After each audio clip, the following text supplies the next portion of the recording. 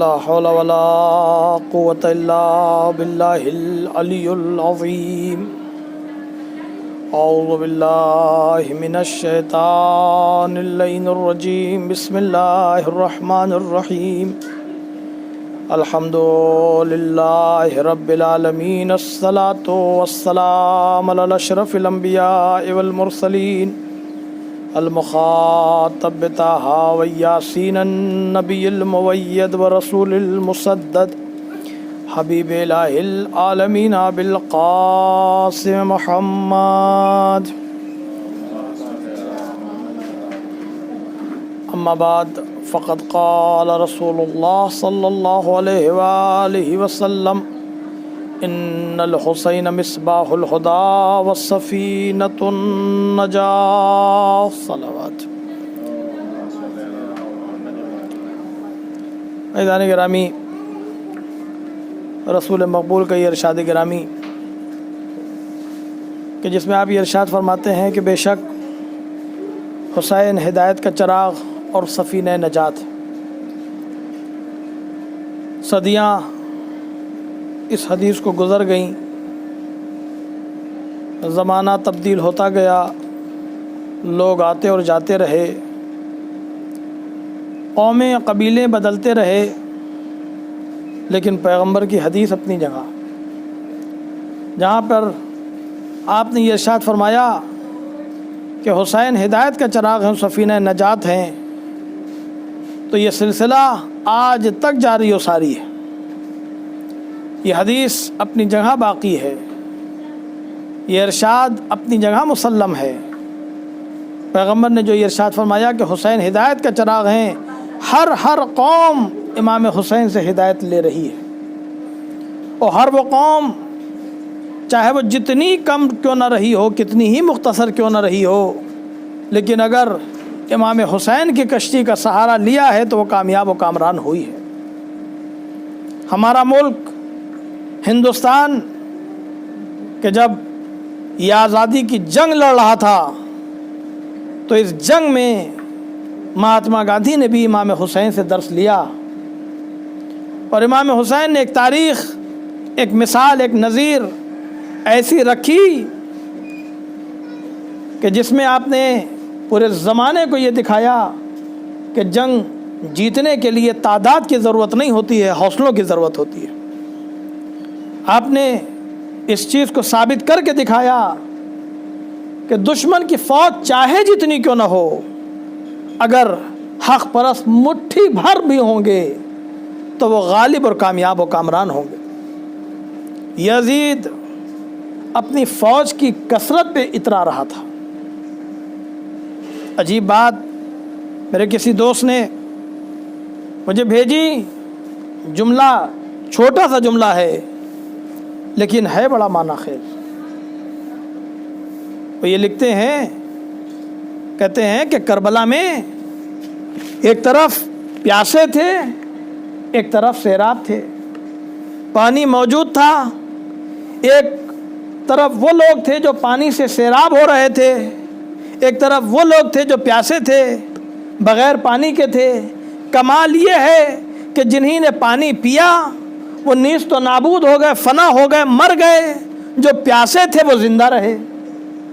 پتہ یہ چلا کہ شہادت امام حسین کی ایک ایسی پہچان بن گئی کہ آج اگر ہماری فوج کا کوئی سپاہی کسی بارڈر پہ بھی مارا جاتا ہے تو سب سے بڑا ٹائٹل جو اس کو دیا جاتا ہے وہ کہتا ہے شہید ہو گیا. کتنا بڑا! کیا شہادت اس سے پہلے اتنی محترم تھی؟ کا نہیں. سید الشہداء ہیں حسین، ہدایت کا چراغ ہیں حسین. کیسا ہدایت کا چراغ؟ ایسا ہدایت کا چراغ کہ یہ لامحدود روشنی کا چراغ ہے، جو جس فیلنگ کے ساتھ چاہے، جس زبان کا ہو، جس تہذیب و جس معاشرے کا بھی ہو، وہ اس سے فیضیاب ہو سکتا ہے. ایک 2 سال پہلے ایک افریقی پلیئر تھا، وہ پاکستان گیا اور جانے کے بعد جب اسے پتہ چلا کہ کہیں مجلس ہو رہی ہے، کہیں پروگرام ہے، پوچھا کیسا پروگرام ہے. اس کے دوستوں نے بتایا کہ امام حسین جو کربلا میں شہید ہوئے، کہ وہ جو 1400 سال پہلے کہا، ہاں کہا انہی نے تو افریقیوں کو بھی اپنے ساتھ جگہ دی تھی، ہم بھی چلیں گے۔ وہ اس مجلس میں جا کے شریک ہوا، جب باہر نکلا تو لوگوں نے اس سے پوچھا، جو ٹی وی چینل والے پترکار تھے، جرنلسٹ تھے، انہوں نے پوچھا کہ بھائی تم شیعہ تو ہو نہیں، تمہیں اس مجلس میں آنے کی ضرورت کیا تھی؟ تو یہ کہتا ہے کہ میں امام حسین کا شکریہ ادا کرنے جا رہا ہوں کہ آپ نے افریقیوں کو بھی اپنی فوج میں جگہ دی، آپ نے کالوں کو کالا نہیں سمجھا۔ حسین ہدایت کا چراغ کیسے ہیں؟ ایک واقعہ، حسین صرف اس لیے محترم نہیں ہے کہ نواسہ رسول ہیں، نہیں، ایسی قربانی دی ہے کہ آدم سے لے کے خاتم تک کی قربانیوں کو امام حسین نے بچایا ہے۔ آج اسلام جو پہچان رکھتا ہے، جب کوئی مظلوم ہوتا ہے کوئی مثال اس کے ذہن میں نہیں آتی سوائے کربلا کی۔ پیاسا ہو گیا، ارے کیا ہو گئی؟ کہا کربلا ہو گئی۔ پیاسے ہو گئے بھی اور بھی تو مثالیں، کہا نہیں، مقدس ترین مثال اگر کسی مظلوم کے لیے ہے تو کربلا۔ مظلومیت تو دفن کر دی جاتی ہے، لیکن نظام اللہ کے ہاتھ میں ہے، عزت و ذلت اللہ نے اپنے ہاتھ میں رکھی ہے۔ جسے زمانے نے مظلوم کیا اسے اللہ نے ایسی عزت دی کہ آج ہر قوم امام حسین کو پکار رہی ہے اور اس پکارنے کو اپنے لیے باعث عزت سمجھتی ہے۔ امام حسین ہدایت کا چراغ کیسے ہیں؟ کن حالات میں ہیں؟ کیا شہادت سے پہلے یا شہادت کے بعد؟ کہا شہادت سے پہلے بھی ہدایت کا چراغ تھے اور شہادت کے بعد بھی ہدایت کا چراغ۔ ایک واقعہ ہے، مشہور واقعہ، ایک بہت خوبصورت ایک عورت تھی، ایک لڑکی تھی، اس کا نام تھا ارینا، بہت خوبصورت، خوبصورتی کے ساتھ ساتھ وہ دیندار بھی تھی۔ ہمارا معاشرہ، ہمارے لوگ اگر ذرا سے خوبصورت ہو جائیں، صورت شکل اچھی ہو جائے، ہاتھ پیر اچھے ہو جائیں، رنگ روپ اچھا ہو جائے تو اترانے میں خوبصورتی سمجھتے ہیں، ایٹھنے میں، غرور و تکبر میں خوبصورتی سمجھتے ہیں کہ یہ خوبصورتی نہیں ہے، یہ تو اندرونی خباثت ہے، یہ تو اندر کی گندگی ہے کہ انسان اکڑ رہا ہے۔ وہ پلاسٹک کہ جس کی لچک ختم ہو جاتی ہے وہ ٹوٹ جاتی ہے، چاہے جتنی اچھی پلاسٹک کیوں نہ ہو۔ وہ درخت کہ جو ثمردار ہوتے ہیں، جو آندھیوں کا مقابلہ کرتے ہیں، وہ درخت کہ جو تنے کھڑے رہتے ہیں وہ ٹوٹ کے گر جاتے ہیں چاہے کتنے ہی لمبے کیوں نہ ہو، لیکن جن میں لچک ہوتی ہے آندھیاں انہیں ہلاتی تو ضرور ہے، توڑ نہیں پاتی۔ خوبصورتی کہا دیندار ہونا خوبصورتی ہے۔ اصل خوبصورتی کیا ہے؟ کہ اصل خوبصورتی یہ ہے کہ جس نے ہمیں بنایا ہے اس کی نظر میں ہم خوبصورت ہوں۔ لوگ اپنی خوبصورتی کو محدود کر کے چند لوگوں میں لے آتے ہیں، کوئی کسی کے لیے خوبصورت، کوئی کسی کے لیے خوبصورت۔ کہا نہیں، سب سے بہترین خوبصورتی یہ ہے انسان خدا کے نزدیک خوبصورت ہو، اور جو خدا کے نزدیک خوبصورت ہوتا ہے اسے علی اکبر کہتے ہیں۔ مشہور واقعہ، ارینا بہت خوبصورت، انہی نے اپنی خوبصورتی کو خدا کا شکرانہ قرار دیا۔ ایک شخص تھا کہ جو اسلام لایا، اس کا نام تھا عبداللہ بن سلام۔ عبداللہ بن سلام اسلام لایا، یہ دیندار عورت تھی، حسن و جمال اس کے پاس ایسا تھا۔ عرب کے بڑے بڑے قبیلے کے جو سردار تھے وہ اپنا رشتہ دیتے تھے، یہ انکار کر دیتی تھی۔ لوگ اپنی سلطنت دینے کو تیار کہ یہ شادی کے لیے تیار ہو جائے، نہیں۔ عبداللہ بن سلام جو بوڑھا تھا، اسلام لایا، جب اسے پتہ چلا کہ عبداللہ بن سلام اسلام لایا تو اس نے کہا ہم عورتیں، ہم پہ جہاد ہے نہیں، ہم بھی اپنی کوئی نہ کوئی قربانی خدا کے نزدیک دیں تاکہ خدا ہم سے راضی رہے۔ اس نے کہا میں عبداللہ بن سلام سے شادی کرنا چاہتی ہوں۔ انہوں نے کہا عبداللہ بن سلام کہاں تمہارا حسن، کہاں تمہارا جمال؟ کہا میں اپنے جمال و حسن کو خدا کی راہ میں قربان کرنا چاہتی ہوں۔ جذبہ قربانی انسان میں تبھی پیدا ہوتی ہے جب انسان خدا سے نزدیک ہوگا، اور جب انسان خدا سے جتنا زیادہ دور ہوتا جائے گا اس میں اتنا زیادہ ریاکاری اور دکھاوا آ جائے گا۔ اگر جذبہ قربانی ہے سمجھے کہ خدا سے قریب ہے، ریاکاری ہے سوچے خدا سے دور ہے۔ اس نے کہا میں اپنی جوانی کو قربان کرنا چاہتی ہوں، میں یہ چاہتی ہوں میں اس کے ساتھ شادی کروں۔ اس کے ساتھ شادی ہو گئی، اور جب شادی ہو گئی ایک مدت گزری، اس کے حسن کے چرچے عرب میں تھے۔ اس کی خبر یزید کو ہوئی۔ اب سوچیں کہ کتنی خوبصورت ہوگی۔ جب یزید کو خبر ہوئی تو یزید اس کا غائبانہ طور پر عاشق ہو گیا، اس کا حسن و جمال سن کے اس کا عاشق ہو گیا۔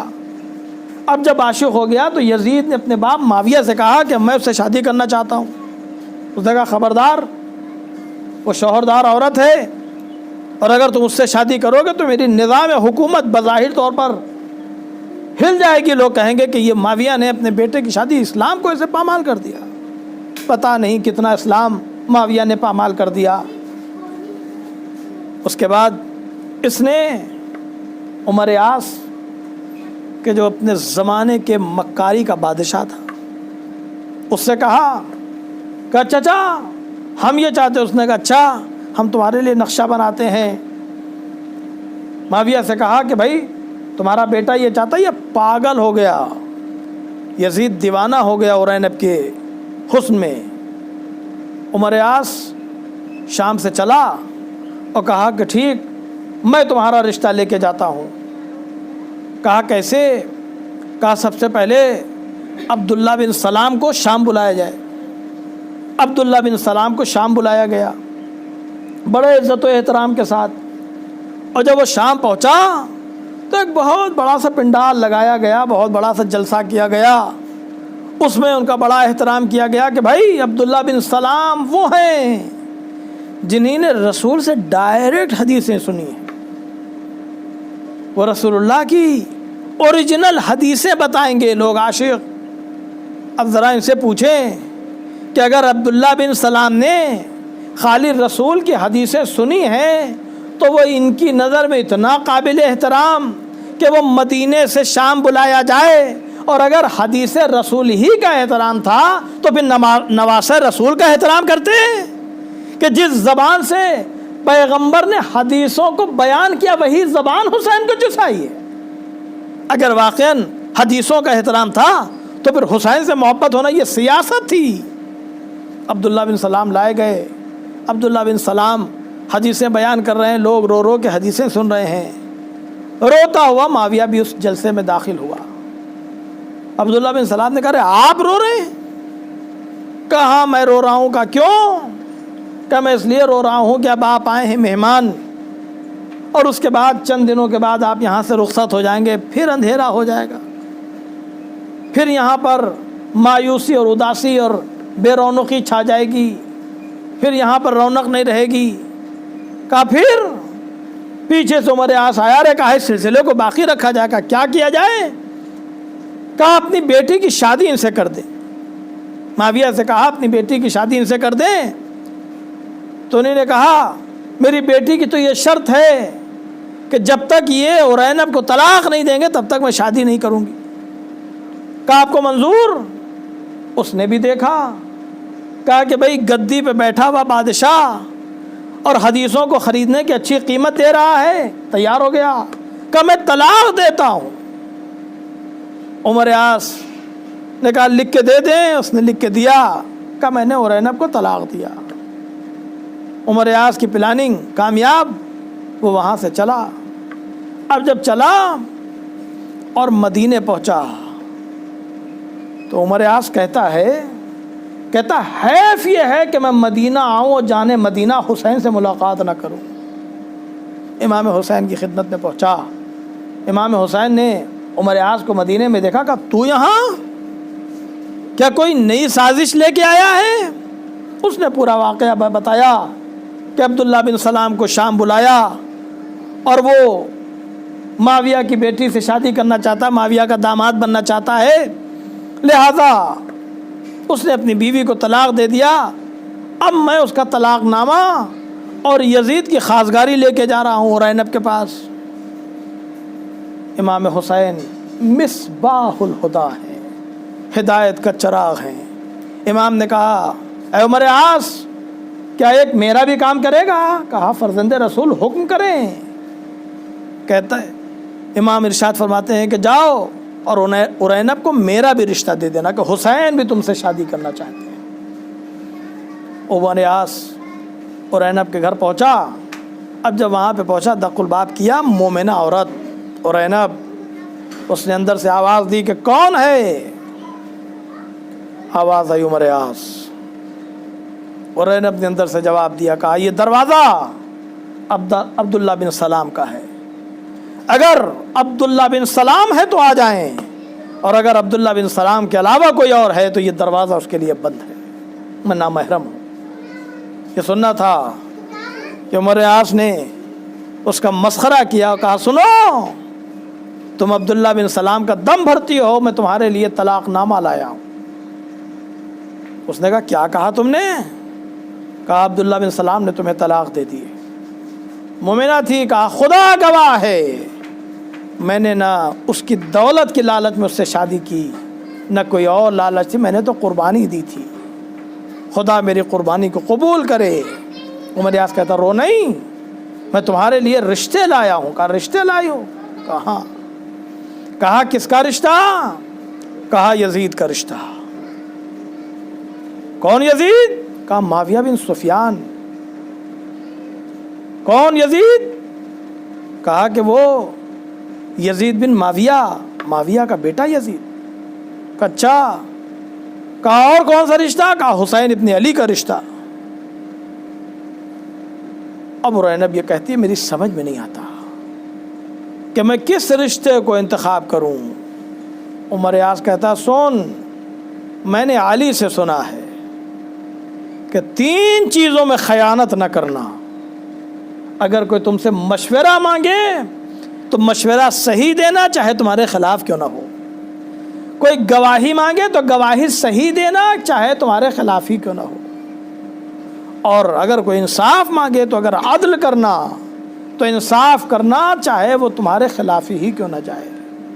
کہ اگر تم نے مجھ سے مشورہ مانگا ہے تو سنو، اگر دنیا چاہیے ہے تو یزید، دنیا اور آخرت چاہیے ہے تو حسین، اور نہ دنیا اور نہ آخرت تو عمر عاص۔ تو اس نے کہا میں حسین سے شادی کرنا چاہتی ہوں۔ امام حسین سے شادی ہوئی، عقد ہوا، عمر عاص واپس گیا، بازی پلٹ گئی۔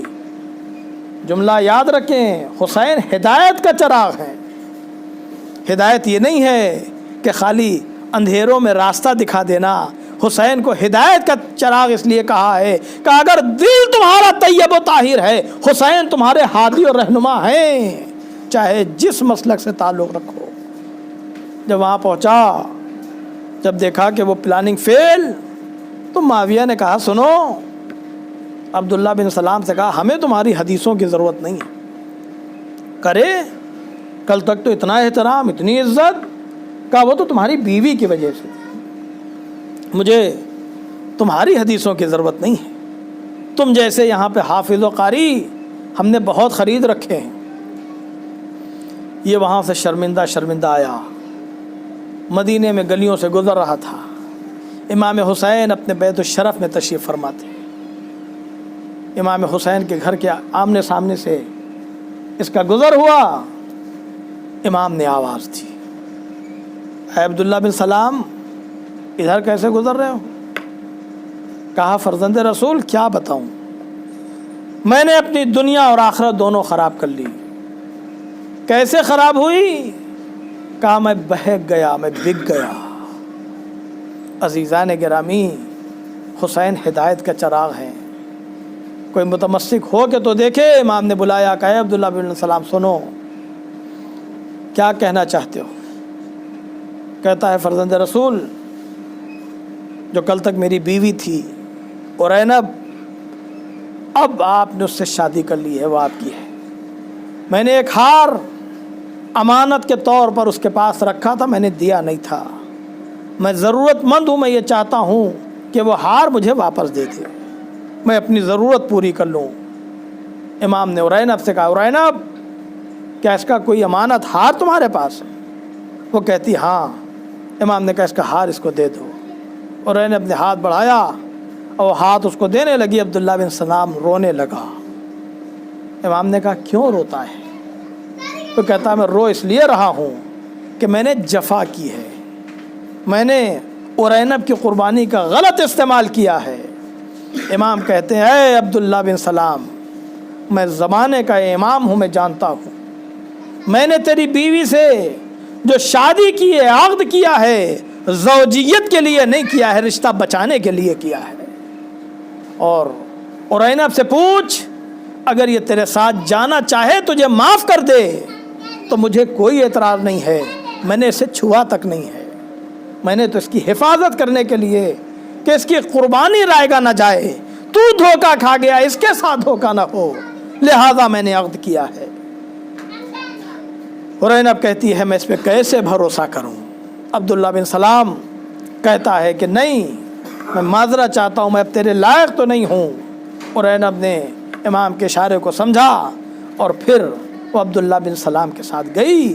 یزید کو یہ بھی دشمنی تھی، کیا تھے؟ حسین ہدایت کا چراغ تھے۔ ارینب نے فیصلہ کیا کہ امام کے گھر جائیں گے تو اس کی قربانی محفوظ رہی۔ قربانیوں کے بادشاہ کا نام حسین ہے۔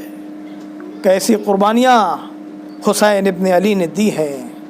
عزیزان گرامی، محرم سے پہلے جو مہینہ ہے اس مہینے کا نام ہے ذی الحجہ۔ لوگ اس میں قربانی کرتے ہیں۔ اگر لا کے چند دن جانور کو اپنے گھر میں پال لیتے ہیں تو بڑی محبت ہو جاتی ہے، انسیت ہو جاتی ہے۔ اگر ہفتہ 10 دن بھی قربانی کا جانور گھر میں رہ جائے تو جب قربانی ہوتی ہے تو دل میں افسوس ضرور ہوتا ہے کہ ایک ہفتہ میرے ساتھ رہا ہو۔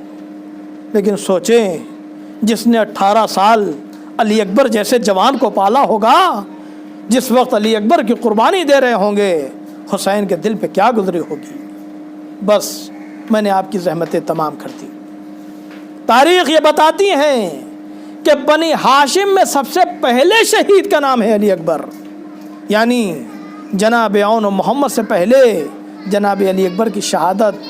وجہ کیا ہے؟ میں نے کتاب میں دیکھا، اس کتاب میں یہ ہے کہ جناب ام لیلہ نے جناب علی اکبر کو بلایا، کہا اے میرے لال علی اکبر، یہ ماں تم سے کچھ کہنا چاہتی ہے۔ جناب علی اکبر پوچھتے ہیں مادر گرامی حکم کریں۔ کہا اے علی اکبر، میں یہ چاہتی ہوں کہ سب سے پہلے تمہاری شہادت ہو۔ وجہ میرے لال یہ ہے کہ کربلا میں جتنی مائیں ہیں جو قربانیاں دیں گی وہ سب سیدانی ہیں، بنی ہاشم سے تعلق رکھتی ہیں، اور میرے لال میں سیدانی نہیں ہوں، بنی ہاشم سے میرا تعلق نہیں ہے، میرا تعلق تو ابو سفیان کے خاندان سے ہے۔ کہیں ایسا نہ ہو کہ لوگ یہ سوچیں کہ باپ تو حسین تھے، ماں اس خاندان سے نہیں تھی، لہذا جوان اپنی شہادت دینے سے پیچھے ہٹا ہے، لہذا میں یہ چاہتی ہوں کہ تم سب سے پہلے قربان ہو جاؤ۔ یہ سننا تھا کہ جناب علی اکبر آئے اپنی پھوپھی کے پاس اور کہا اے پھوپھی اماں، مجھے بابا سے شہادت کی اجازت دلوا دیجئے، جنگ کی اجازت دلوا دیجئے۔ جناب زینب کہتی ہے اے علی اکبر، یہ تم نے سوچ کیسے لیا؟ ابھی اون و محمد زندہ رہے اور تم شہید ہو جاؤ؟ ارے پھوپھی یہ گوارا نہیں کرے گی۔ آپ کہتے ہیں اے پھوپھی اماں ذرا انصاف تو کیجئے، آپ یہ بتائیے کہ میں اپنے بابا پہ قربان ہونا چاہتا ہوں۔ اے پھوپھی اماں، آپ نے مجھے پالا ضرور ہے، لیکن اے پھوپھی اماں، میری دادی اگر آپ آپ سے یہ سوال کر لیں کہ اے زینب تمہیں حسین زیادہ عزیز تھا یا علی اکبر زیادہ عزیز تھا، تم آپ کیا جواب دیجیے گا؟ جناب زینب خاموش ہو گئیں، تھوڑی دیر خاموشی سے بیٹھی رہیں، اس کے بعد یہ کہتی ہیں اے علی اکبر ذرا یہ بتاؤ کہ تم میں شوق شہادت آیا کہاں سے؟ کہا اے پھوپھی اماں یہ آپ کی تربیت کا نتیجہ ہے، جزاکم اللہ خیر الجزا۔ آج 6 محرم ہے، جناب علی اکبر کی شہادت سے اس تاریخ کو منسوب کیا گیا ہے۔ خدا کسی باپ کو یہ منظر نہ دکھائے کہ کوئی جوان آ کے شہادت اور مرنے کی اذن چاہے۔ علی اکبر اپنے باپ کے سامنے آئے، اے بابا میں آپ پہ جان قربان کرنا چاہتا ہوں۔ حسین اٹھے، بیٹے کو کلیجے سے لگایا، ہاں ہاں اے میرے لال علی اکبر، اگر تم میں شوق شہادت نہیں ہوگا تو کس میں ہوگا؟ میں زیادہ طول نہیں دینا چاہتا، بس چند جملے اور آپ کی زحمت تمام ہے۔ جناب علی اکبر کو امام حسین نے تیار کیا اور تیار کرنے کے بعد جناب علی اکبر کو گھوڑے پہ سوار کیا۔ کسی شہید کے ساتھ امام حسین نے ان جملوں کا استعمال نہیں کیا ہے جن جملوں کا استعمال جناب علی اکبر کے ساتھ کیا ہے۔ کہا اے بیٹا علی اکبر دیکھو جب تک آمنا سامنا رہے مڑ مڑ کے دیکھتے جانا تاکہ میں تمہیں دیکھتا رہوں تم مجھے دیکھتے رہو۔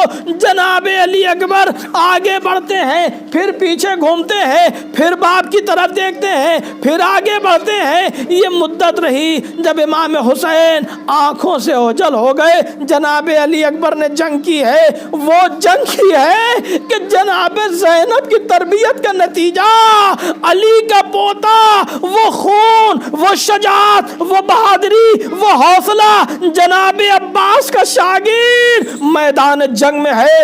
ایسی جنگ کرتے ہیں کہ دشمنوں کے دانت کھٹے ہو جاتے ہیں۔ جنگ کرتے کرتے پیاس کا غلبہ ہوا، دوڑ کے بابا کی خدمت میں آئے، اے میرے بابا میرا اگر پانی مل جائے پھر میں دشمنوں کو دکھاتا ہوں کہ میں کس کا پوتا ہوں۔ سوال آپ کرنا تھا۔ حسین کو اپنی مجبوری کا احساس ہوا، اے میرے لال علی اکبر سنو تمہاری دادی تمہیں سیراب کریں گی لیکن اے میرے لال اپنی زبان میرے منہ میں دے دو۔ اب جو جناب علی اکبر نے باپ کے منہ میں زبان دی فوراً زبان کو کھینچا، اے بابا آپ کی زبان تو مجھ سے زیادہ خشک ہے، اے علی اکبر جاؤ تمہارے دادا حوض کوثر پہ تمہارا انتظار کر رہے ہیں۔ اب جو علی اکبر چلے ہیں کچھ دور چلے تھے کسی چیز کے گرنے کی آواز آئی، اب جو پیچھے گھوم کے دیکھا کیا دیکھا؟ بوڑھا باپ زمین پر گر گیا، آواز دے رہا ہے اے علی اکبر آہستہ آہستہ اللہ لعنت اللہ القوم الکاذبین سیعلم الذین ظلموا ایام منقلب ینقلب۔ پروردگار اس مختصر سے عمل کو قبول فرما۔ پروردگار جہاں جہاں بھی مومنین و مسلمین ان کا جان و مال و عزت و آبرو کی حفاظت فرما۔ اے میرے معبود یہ جو عزاداری ہے اس میں کوئی رکاوٹ و کوئی اڑچن نہ آئے۔ میرے معبود عزادار ماتمدار محفوظ رہیں۔ اے میرے معبود سید الشہداء کی عزاداری میں فروغ کا ذریعہ قرار دے ہم سب کو۔ اے میرے معبود اس میں رونق اور اس میں اور اضافہ فرما۔ پروردگار امام زمانہ کے ظہور میں تاجیل فرما۔ قلب ناظرین حضرت حجت کو ہم سے راضی و خوشنود فرما۔ امام کا ظہور جلد از جلد ہو، ہم کو ان کے آوان و انصار میں شمار فرما۔